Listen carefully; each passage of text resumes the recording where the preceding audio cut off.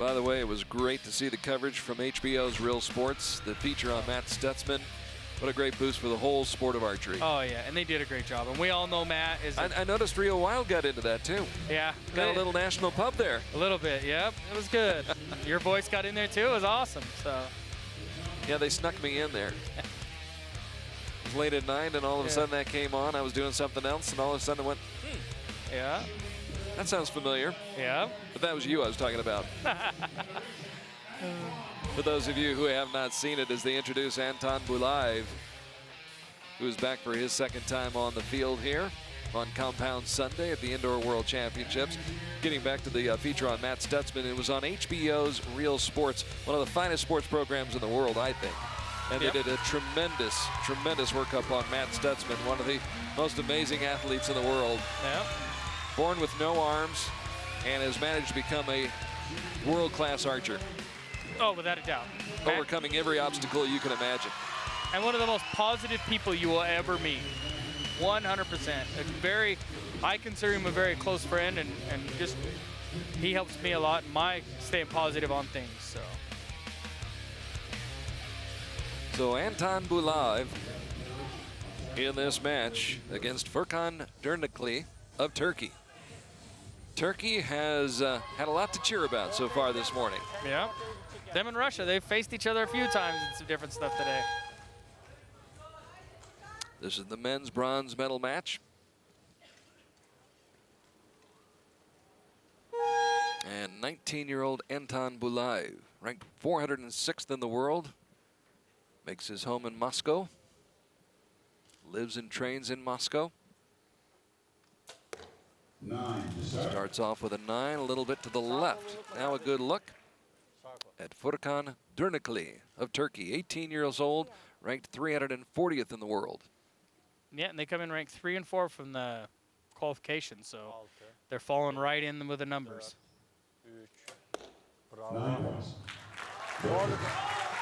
Furkan, sol yukarıda.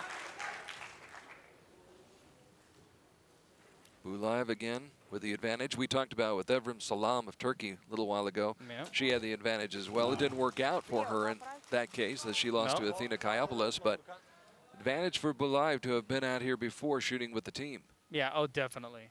So we'll see if it pays off. He's got a pair of 9s to open up with. Yeah. Bravo. Bravo. The guy comes back at the 10. That'll get the juices flowing. Furkan solda mı her zaman senin yerin? Definitely that.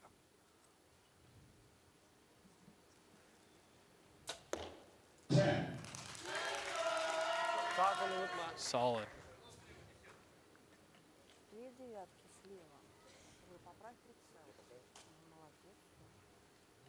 And like I said, it's the pressure for the local guy. You know? You can see him fight him. Yep. Boy, he was fighting it when he released that shot. But we're tied. And that's, to me, now your point of him being out here earlier and you doing that, I think that it just about neutrals that out.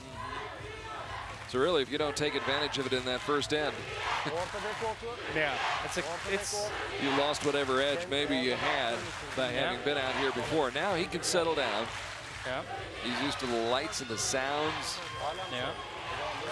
And the crowd well, and your in impact, his corner. Your impact point can be different. I mean, we shot a World Cup in China one year that I don't know if it was the angle of the hill or what it was. It almost shot 2 meters long. And so the first year we shot, well, we actually watched our women shoot, and they shot an 8 low. And I said, our women don't do that. They don't shoot 8 lows to start with. And so we started looking, and we started finding out, like, hey, everybody else is starting low. So we paid attention, did, I would say, kind of our homework. Right. Knew when we come out, we added distances, and we started off with a 4 or 5 point lead on the team we started against. So when it got to the individual match that Dave Cousins had to shoot, he had a huge advantage over his competitor. So to me, I think that's something that isn't brought up, is them walking out here and shooting under these lights, how different your impact can be. Kind of like golfers walking the course and getting a feel for it and understanding distances and knowing the greens. Knowing the greens, what the weather conditions are going to be like. And yeah. Same thing applies for archery. Yep, 100%. Gotta do your homework. Exactly. Can't go to sleep. No, no. There is no sleep. Sleeping on this. Bravo. Right there.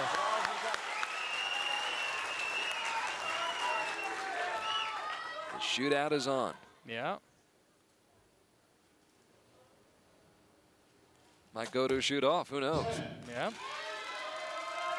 They both look like they're getting a lot more solid, a little more, like I said, you got that nerves out from under you, you're a little more into it, a little more consistent. Haven't had a shoot off so far. No, we haven't. Yeah, we had a bunch yesterday on recurve Saturday.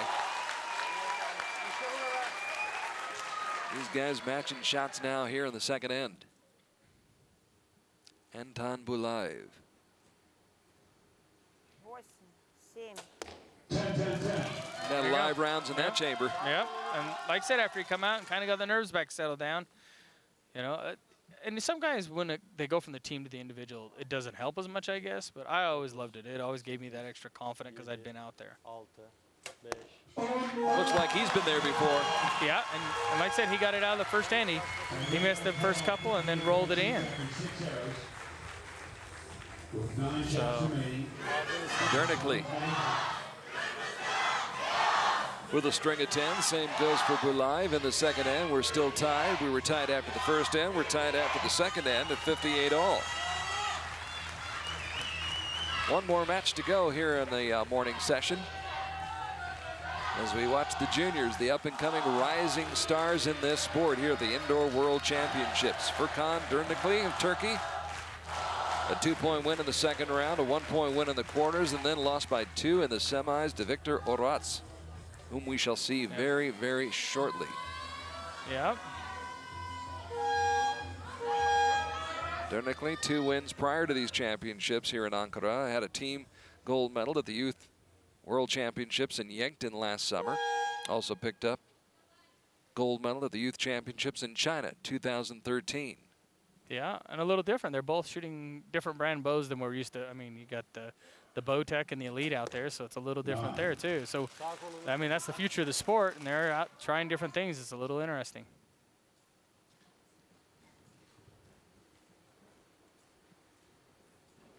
Dokuz, 8, 7, 6.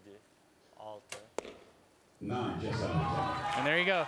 He handed him one, said, "Here you go." Put the pressure on, and it's And he like, gave it right back. yeah, it's so interesting and funny to watch that because it's you know, mental. yeah, and a guy shoots a 10, and you're gonna match it. It's more likely to, but 10, 9 liners.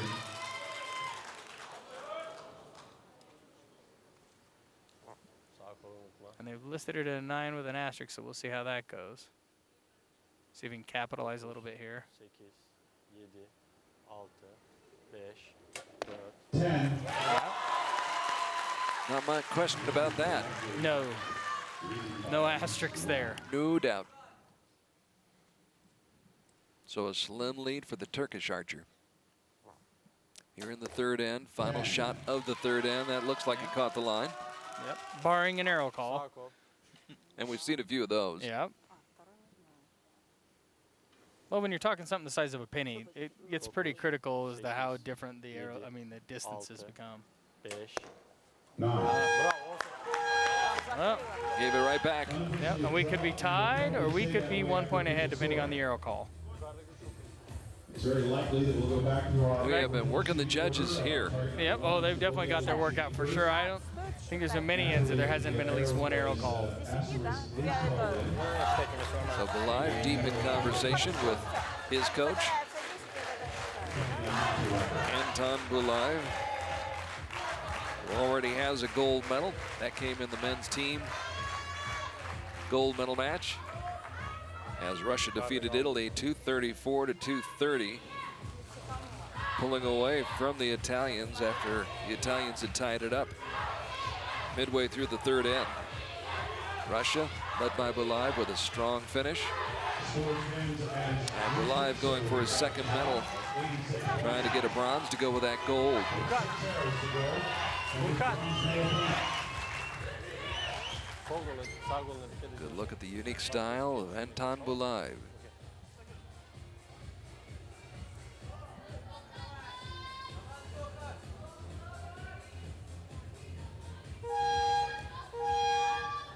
Dernekli, who averages 9.3 points per arrow.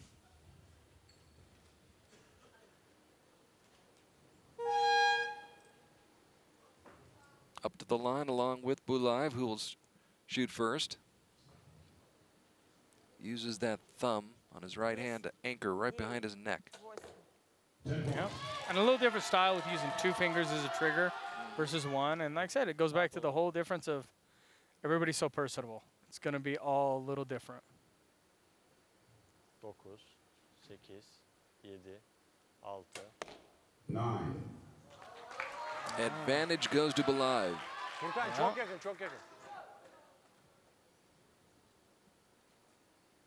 And getting this late in the match, you don't want to give an inch. No, and there's not a lot of room to give. No. But it gives him back. So can he capitalize on it and keep it a tied match or something going in the last end and keep the pressure on? Dernekli needs a dime right here. Yep. 8, 7, 6.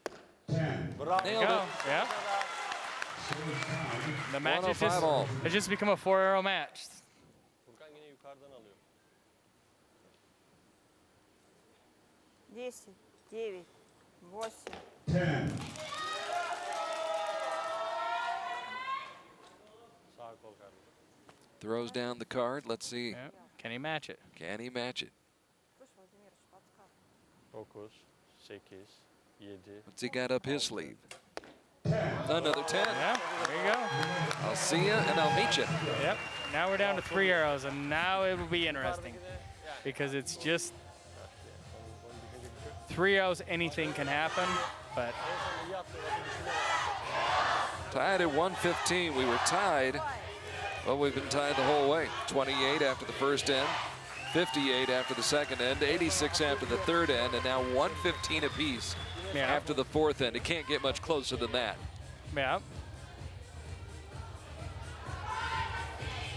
And the Turkish crowd on the edge of the seat. We're all on the edge of our seats here on Archery TV. We've really had some good matches, though. I mean, we've had some Excellent back and matches. forth. Yeah.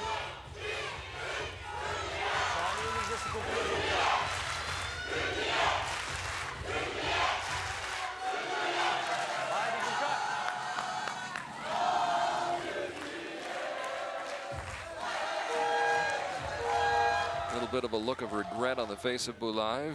Yeah. Good look at Dernekli, Furkan Dernekli of Turkey, who won a team gold medal at the Youth Championships in China in 2013. Had a 17th place finish 2 years ago at the World Championships in Nîmes. And now the door's open. I mean, this is pretty much where you're going to either win or lose.